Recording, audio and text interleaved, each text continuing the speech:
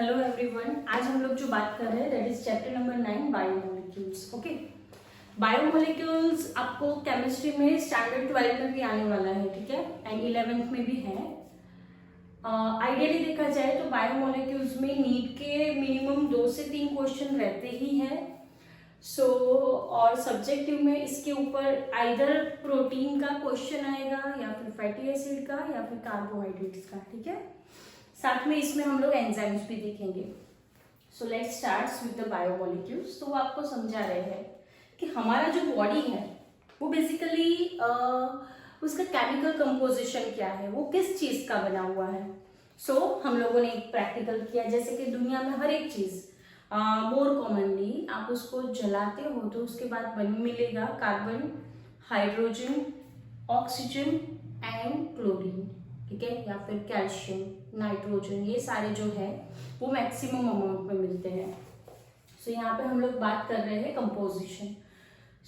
उसके लिए हम लोगों ने एक प्रैक्टिकल किया है। हम लोग ले सकते हैं प्लांट टिश्यू या फिर लीवर का एक स्क्रैप ले सकते हैं, लीवर के टिश्यूज, उसको मोटर पिस्टल में उसको क्रश करेंगे, जूसी स्लरी बनाएंगे और उसके अंदर हम लोग जो केमिकल डालेंगे दैट इज ट्राइक्लोरोएसिटिक एसिड, जिसका केमिकल फॉर्मूला आपको पूछा जाता है, ठीक है। जब ये ट्राइक्लोरोएसिटिक एसिड के अंदर हम लोगों ने मिक्स किया और उसका स्लरी बनाया, पेस्ट बनाया, ठीक है। अब ये पेस्ट को हम लोग फिल्टर करेंगे। तो हम लोगों ने एक बीकर ले लिया और उसके ऊपर मैंने जो एज अ फिल्टर जो सीविंग के फॉर्म में मैंने जो यूज किया था दैट इज चीज क्लॉथ या कॉटन का क्लॉथ, ओके। जब मैंने ये स्लरी को डाला तो वो स्लरी 2 पार्ट में डिवाइड हो गई। जैसे हम लोग चाय को फिल्टर करते हैं तो that filter is kind of cotton shape, okay. Sieve को कॉटन क्लॉथ बोलेंगे या कॉटन शीट बोलेंगे। नेक्स्ट उसके ऊपर जो चाय पूरी लिक्विड फॉर्म में जो नीचे आ जाती है that is called the filtrate, okay, जो कि यहाँ से ये जो पूल है that is acid soluble pool, उसमें से आ जाती है, that's why it is called the filtrate is a acid soluble pool, okay. Pool मतलब लार्ज क्वांटिटी, जिसके अंदर होते हैं ऑर्गेनिक कंपाउंड। ऑर्गेनिक कंपाउंड मतलब दिमाग में फिट कर दो जिसमें कार्बन हाइड्रोजन की मात्रा होती है, ठीक है। फॉर एग्जाम्पल मैं बात कर रही हूँ that is carbohydrate, fats and proteins की, ठीक है। नेक्स्ट उन्होंने समझाया है कि जो ऊपर रहता है दैट इज कॉल्ड द रिटेंटेड और वो एसिड इनसॉल्युबल होता है। यहाँ तक clear? That is called the acid insoluble pool. यहाँ पे उन्होंने फर्स्ट ऑफ ऑल बायोमोलिक्यूल्स मतलब लिविंग ऑर्गेनिज्म के अंदर जो मॉलिक्यूल्स रहते हैं वो होते हैं बायोमोलिक्यूल्स, और ये जो एक्चुअली वो मॉलिक्यूल्स मिलके कंपाउंड्स बनाते हैं एंड ये कंपाउंड्स हमारी पूरी बॉडी बनाती है। जैसे उन्होंने समझाया कि अब हम लोग रिवर्स में सोचे तो जो केमिकल कंपोजिशन है वो हमारी कैसी है। तो केमिकल कंपोजिशन जो है वो हम लोग ढूंढ रहे हैं, तो हम लोग ले सकते हैं प्लांट टिश्यू या एनिमल टिश्यू में, जिसमें लीवर टिश्यू लेंगे, उसको ट्राइक्लोरोएसिटिक एसिड के साथ मिक्स किया और उसको फिल्टर करने के बाद हम लोगों को ऑर्गेनिक कंपाउंड मिले। तो आपको एग्जाम में पूछेंगे कि organic compound acid soluble pool होते हैं या एसिड इनसॉल्युबल पूल होते हैं, या फिर आपको क्वेश्चन पूछ सकते हैं कि फिल्ट्रेट या रिटेंटेड दोनों के अंदर कौन से कंपाउंड होंगे, ठीक है।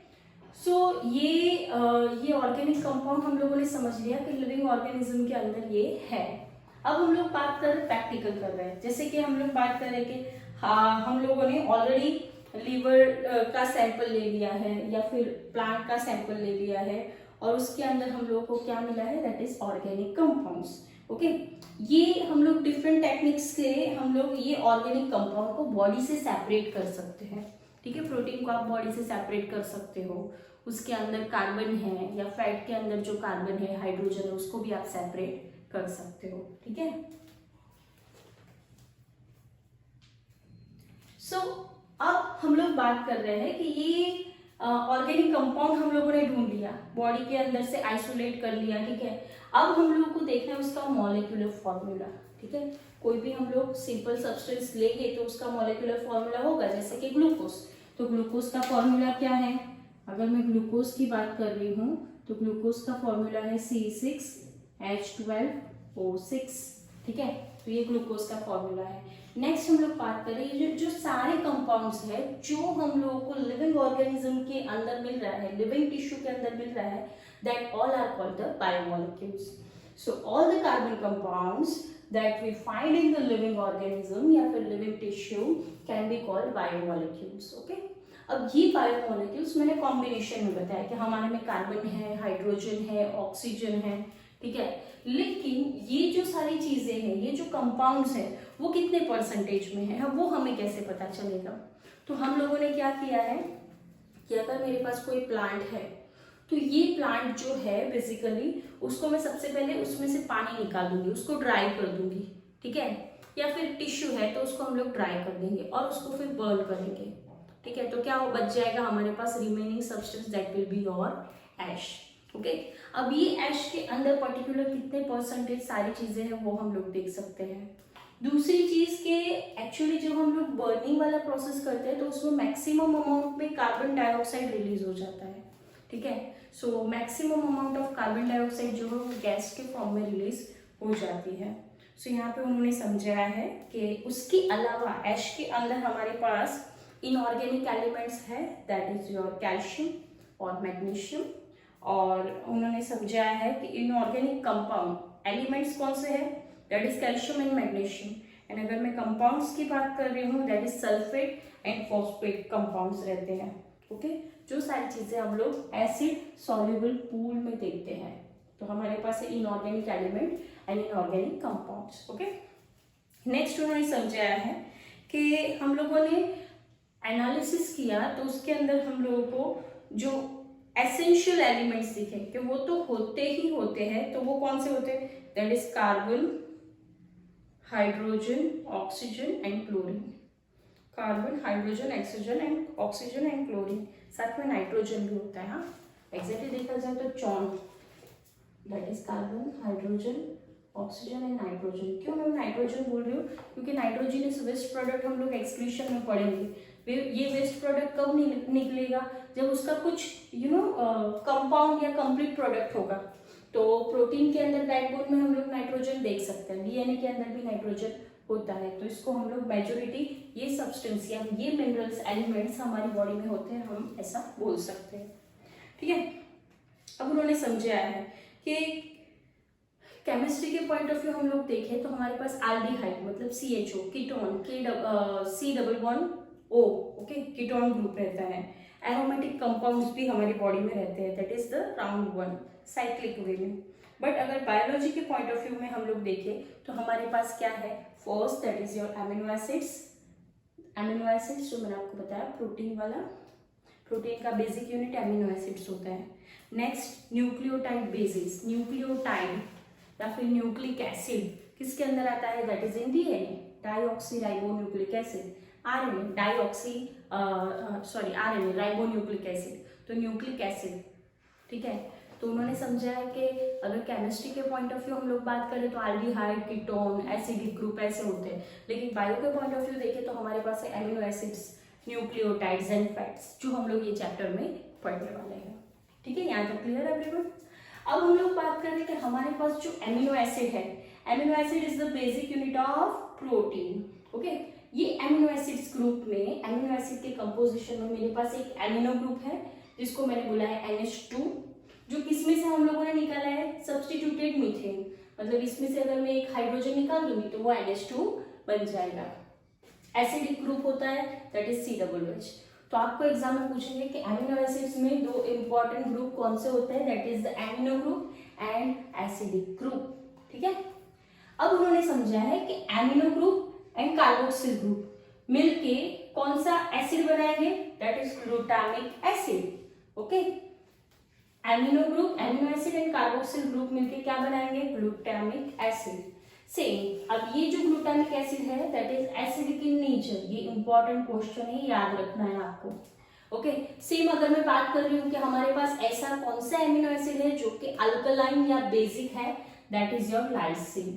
Okay, that is your lysine. तो फिर से acidic glutamic acid, basic lysine and neutral that is valine. Okay, neutral कौन सा होगा, वेलाइन। अब उन्होंने समझा कि हमारे पास एक ऐसा भी एमिनो एसिड है जो कि एरोमेटिक है, जो आपको ऑलरेडी समझाया है, that is in page number 145। Okay, aromatic amino acids, तो उन्होंने वो भी समझाया कि वो स्ट्रक्चरल में होते हैं, राउंड स्ट्रक्चर में होते हैं। और ये एरोमेटिक का एग्जांपल है टायरोसिन। ओके। ये जो तीनों ये टायरोसिन होता है, ठीक है। नेक्स्ट उसमें होता है that is phenyl alanine and tryptophan. तो एरोमेटिक के 3 एग्जाम्पल है, तो मैं आपको एग्जाम में क्या पूछूंगी, इसमें से कौन सा एरोमेटिक नहीं है और एक वेलाइन भी दे दूंगी। तो ये 3 आपको याद रखने पड़ेंगे, tyrosine, phenyl alanine and tryptophan. Okay. अब उन्होंने वापस से एमिनो एसिड का स्ट्रक्चर मैंने ड्रॉ किया कि हमारे पास एक कार्बन है जिसमें एक एसिडिक ग्रुप है, एक एमिनो ग्रुप है, एक आर ग्रुप है, that is long chain. Okay, ये लॉन्ग चेन हो सकती है लेकिन कब तक, अप टू 20। ओके, हमारे पास 20 एमिनो एसिड्स है। ओके, और ये हाइड्रोक्सिल ग्रुप, हाइड्रोजन होता है। सो यही एक सेम फिनोमेना होता है, that is the composition of amino acid. Okay, next उन्होंने समझाया कि अगर आर ग्रुप की जगह पे हाइड्रोजन होता है तो उसको हम लोग बोलेंगे, ये स्ट्रक्चर को बोल देंगे ग्लाइसिन।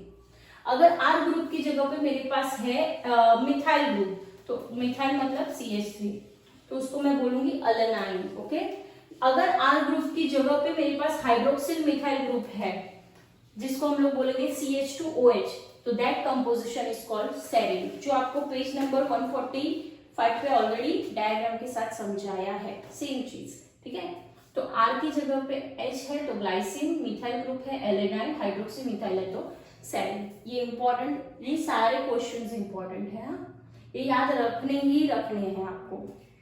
ओके, नेक्स्ट उन्होंने समझाया है that is the sweaters effect. उनका ये कहना है कि हमारे पास ऐसे एमिनो एसिड्स हैं जिसमें जो एसिडिक है या बेसिक, मतलब जे NH+ एंड COO- ऐसे करके, तो अगर हम लोग ये एमिनो एसिड्स को पानी के अंदर डिसॉल्व करते हैं, ठीक है, सो यहाँ पे उन्होंने समझाया कि अगर मैं NH2 एंड COOH ग्रुप को डिसॉल्व करूंगी तो उसके अंदर मुझे क्या मिलेगा, different structure of amino acids. Okay, देखो वो लिक्विड एसिडिक या बेसिक नहीं हो रहा है, लेकिन उसके एमिनो एसिड्स जो है उसमें डिफरेंट एमिनो एसिड्स, तो वो लिक्विड में जो एमिनो एसिड है उसके अलग अलग स्ट्रक्चर्स हमें देखने को मिलते हैं। मैं पढ़ रही हूँ, based on the amino acids and carboxyl group there are acidic, that is glutamic acid, जो ऑलरेडी मैंने आपको बता दिया है। Okay, based on the number of basic, that is the lysine, neutral, that is the valine amino acid. Similarly, there are aromatic acids, that is tyrosine, phenylalanine and tryptophan. Okay, अब उन्होंने समझाया है कि particular property of amino acids is the ionizable nature. उसका character क्या है, ionizable nature. Okay, ionizable मतलब ion plus minus. Okay, of NH2 and COOH group. Okay, because of that, in a solution of a different is the structure of amino acids changes. Okay, because of this group, the solution of in the solution the structure of amino acids change. Solution change नहीं हो रहा है, लेकिन वो solution के अंदर जो amino acid के structure है वो change हो रहे हैं, that is called the Sweeter effect. Okay, तो यहाँ पे उन्होंने समझाया है कि हमारे पास है एक structure that is NH3, COOH, H and R group. ठीक है, तो यहाँ पे उन्होंने क्या समझाया कि H+ है एंड COO-, तो यहाँ का जो एक हाइड्रोजन है वो इसके पास जाएगा तो वो एसिडिक हो जाएगा, या फिर यहाँ का हाइड्रोजन है वो यहाँ आएगा तो दैट विल बी बेसिक। ठीक है, तो ऐसे करके वो लिक्विड में चेंज होते रहते हैं क्योंकि हाइड्रोजन की पोजीशन चेंज होती है। ठीक है, so that is called the zwitter effect. तो स्वीटर इफेक्ट में सॉल्यूशन में एमिनो एसिड्स के स्ट्रक्चर चेंज होते हैं। यहाँ तक क्लियर है एवरीवन? नेक्स्ट क्लास में इसके नेक्स्ट टॉपिक जो लिपिड्स है उसके कंपोजिशन एंड स्ट्रक्चरल फॉर्मूलाज की हम लोग बात करेंगे। ठीक है, थैंक यू।